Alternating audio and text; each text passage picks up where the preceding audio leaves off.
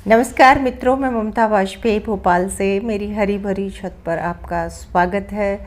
लीजिए, मैं फिर हाजिर हूँ नए वीडियो और नई जानकारी के साथ। आप देख रहे हैं इंडियन टेरेस गार्डनिंग आर्ट। सोच रही हूँ आज छत का एक चक्कर घुमा देती हूँ, दिखा देती हूँ आपको कि क्या क्या लग रहा है। तो गर्मियों में बहुत सब्जियाँ तो होती नहीं हैं और मैं अक्सर गर्मी में कम ही उगाती हूँ, सब्जी वर्गीय फसल कम कर देती हूँ।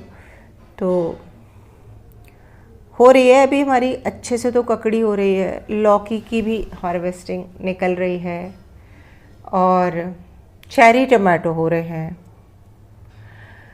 एक टब में पालक भी लगी है, थोड़ी सलाद पत्ती भी है, 2-4 पत्ते पान के भी लगे हैं और पूरी छत अडेनियम से भरी है। अडेनियम के तो मैंने अभी लगातार बहुत सारे वीडियो डाले। तो ककड़ियाँ कैसी फल रही हैं, कैसे लगाया था इनको, मैं ज़रूर बताऊंगी। यूँ तो मैंने इस बार पूरा डिटेल वीडियो बनाया और जिस दिन मैं बीज डालती हूँ उस दिन से लेकर और जो भी मैं करती हूँ, मैं रोज़ ही तो वीडियो डालती हूँ। अभी ज़रूर मैं कुछ एक दिन गैप करके डाल रही हूँ। तो देखो आप, लौकी भी लग रही है और मैंने 4-5 कंटेनर में लौकी लगाई थी। और ये एक टिप है जो मैं आपको सबको बताती हूँ, एक बेल लगाने से एक बेल में 2 से 3 लौकी लग रही है गर्मी में, बस उसके बाद बेल ख़त्म हो जा रही है। अब मई आ जाएगी, अब ये मार्च, आज जब मैं ये वॉइस ओवर कर रही हूँ, मतलब ये रिकॉर्डिंग है ना, ये 30 मार्च की है। आप तक वीडियो एक आध दिन 2 दिन बाद पहुँचेगा, तो अप्रैल तक तो फिर भी ठीक है। मई में बहुत मुश्किल होती है, मेरे गार्डन में सब्जियां लगभग ख़त्म हो जाती हैं।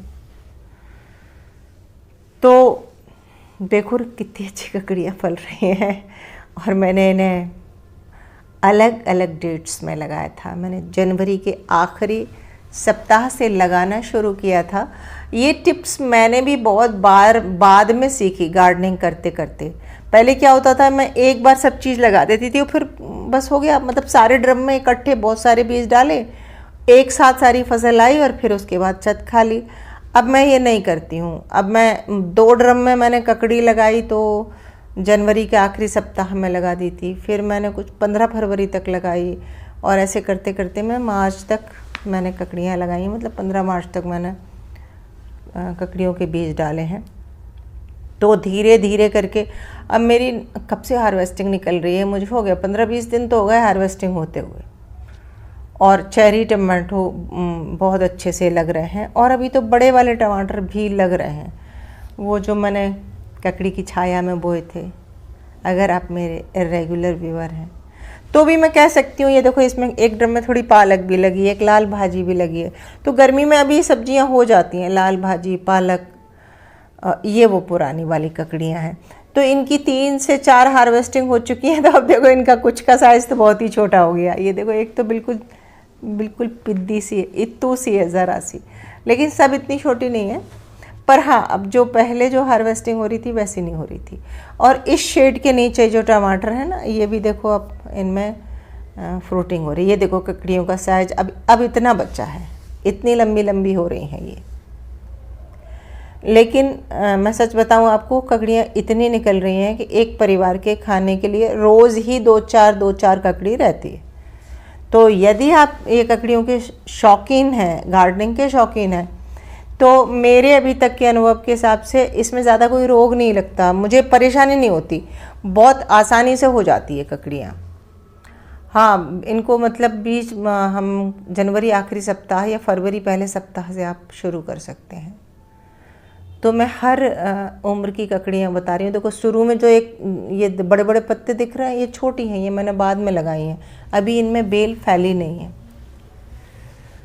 और ये पुरानी है। कभी कभी लीफ माइनर लगता है तो मैं उसकी चिंता बहुत करती नहीं हूँ। जिन पत्तों में बहुत ज़्यादा होता है उन पत्तों को तोड़ के दूर फेंक देती हूँ बस।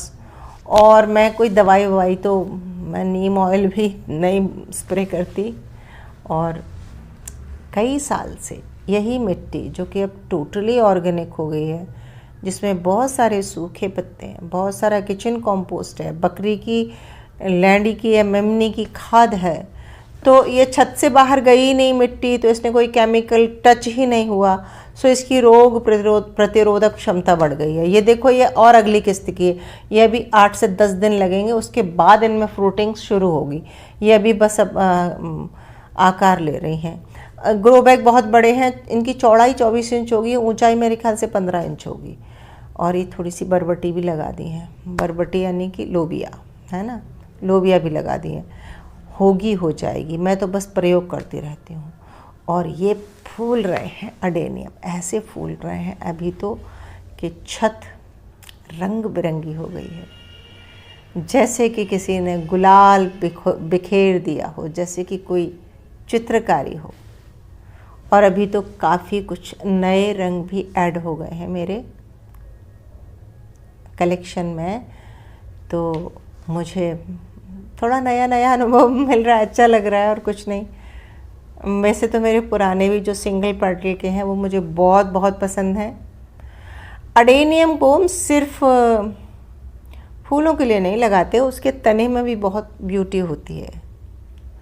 और ये देखो मुनगा, अब इसने ना जड़ें वड़ें पकड़ ली हैं और हम कटिंग तो इसकी कर ही देते हैं, तो आकार भी अच्छा हो गया। अब खूब फ्रूटिंग कर रहा है। जब शुरू में इसने फ्रूटिंग की थी तो शुरू में 2-3 फली लगी थी, फिर 7-8 फली लगी थी। अब इस साल तो अच्छी फलियाँ मिली हैं हमको, और इसी का हम बीज तैयार कर लेते हैं, फिर एक फली पका लेते हैं और उसके बीज को रख के हम नए पौधे बना लेते हैं। ये देखो फल रही है ना अच्छी, देसी मुनगा है, कोई हाइब्रिड नहीं है। ऐसे मैं ऐसे मानती हूँ कि जो बहुत हाइब्रिड होता है उसको एक्स्ट्रा केयर चाहिए होती है। तो वैसे तो छत पर टेरेस गार्डनिंग के लिए हाइब्रिड चीज़ पौधे ही लेना चाहिए, पर ये मुनगा वगैरह तो मैंने देसी लगा रखे हैं। और सच तो ये कि जिस समय जो उपलब्ध होता है लगा के देख लेना चाहिए, तो आपके पास खुद एक एक्सपीरियंस हो जाता है। मेरा मुनगा देसी लगा है, मेरा शहतूत देसी लगा है। ये मैं फॉरेस्ट नर्सरी से लेके आई थी, बहुत सस्ते सस्ते। और सब लोग पूछते हैं अडेनियम को सफ़ेद कपड़े क्यों लपेट दिए हैं, तो इस पर मेरा पूरा एक वीडियो है। और ये धूप से बचाने के लिए, क्योंकि सनबर्न हो जाता है लगातार एक ही जगह पर धूप पड़ने से। सनबर्न क्या होता है, उससे कैसे बचना है, इस पर मैंने पूरा एक वीडियो बनाया है। तो उम्मीद है कि सनबर्न नहीं होगा इस बार अडेनियम में। ये वो पौधे हैं जो पूरी धूप में, पूरी गर्मी में छत पे ऐसे ही पड़े रहते हैं, और इसी जगह पे ये बरसात में भी पड़े रहते हैं। तो उतनी ही इन्हें धूप भी झेलना है और फिर उतनी ही बारिश भी झेलना है। तो पौधे भी क्या करें, ये देखो कुछ और नए कलर देख लो आप, है ना, बहुत सुंदर है। अब ये पहली बार खिला है। कुछ मैंने यही हम अभय अडेनियम से लिए थे, कुछ ऑनलाइन मंगाए थे अमेज़ॉन से। और एक जो पौधा है, इसके पेटल्स तो बिल्कुल कमल, जैसे कमल की होती है उस तरह है।